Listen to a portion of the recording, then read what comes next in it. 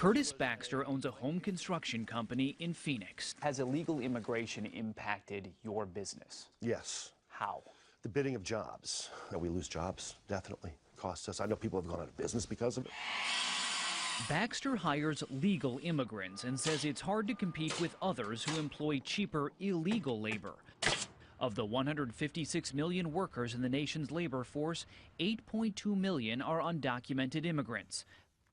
There are those who will confidently tell you that immigration amnesty will open a flood of new workers into America and become a vibrant working force. They will tell you that, then likely turn away and wash their mouth out with rhetorical soap. Those pesky facts always seem to get in the way. Let's welcome to MidPoint a presidential fellow in urban futures at Chapman University in Orange, California, recent author of the book The New Class Conflict, examining the changing of class structure here in the United States. Joel Kotkin joins us today. Joel, thank you so much for being here.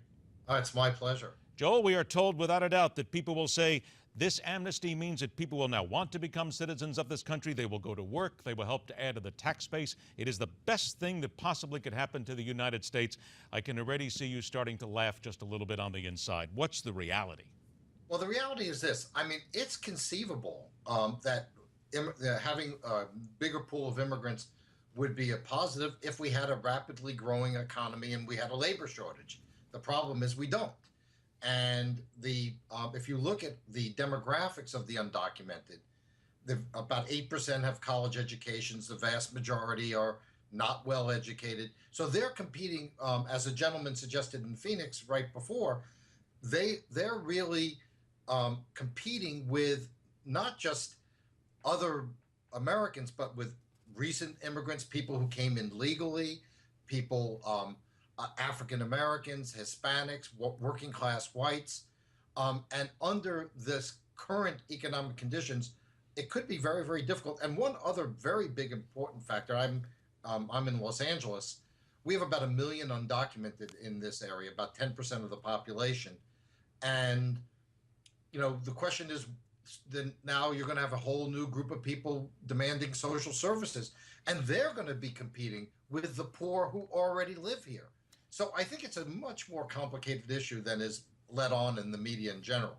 Oh, there's my point again about the media here and certainly the government and what they're pushing out here as well, because people will ask, where is the outcry from the legal Latinos who are here in America right now? Because, correct me if I'm wrong, but they are going to be affected by this as well. And then the African American community in this country, they're going to be drastically affected if there are no jobs. People will say, where is the outcry from them? Because they don't seem to be that concerned. Well, the question is, there's obviously they're being told, for instance, let's say African Americans, that Ferguson is what matters. Well, I think jobs is all what matter. The economy.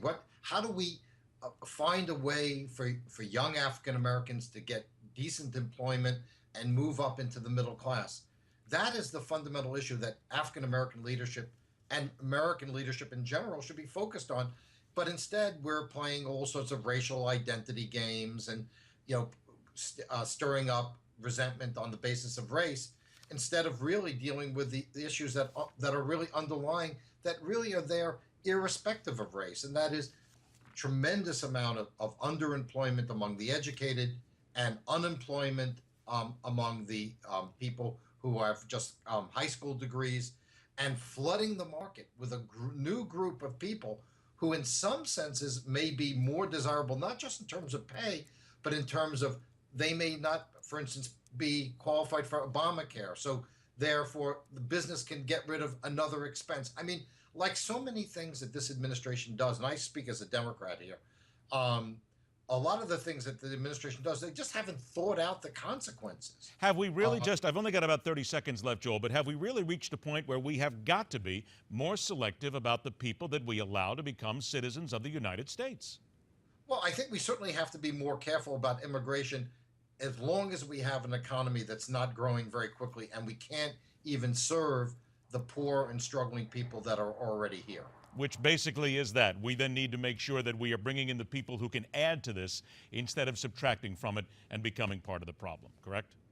I think that's a big part of it. Again, there's nothing wrong with, the vast majority, the undocumented, the hardworking, good people, but they're being put into a situation which may end up with them becoming dependents of the government as well, which is would be a terrible fate. And we are going to follow up on that, and absolutely we'll talk about it. The book, once again, is The New Class Conflict. Joel, thanks so much for joining us. I'm sure we'll do it again. Great, thank you. After the break, inside the Beltway for a Monday dose of skullduggery and behind the curtain dealings.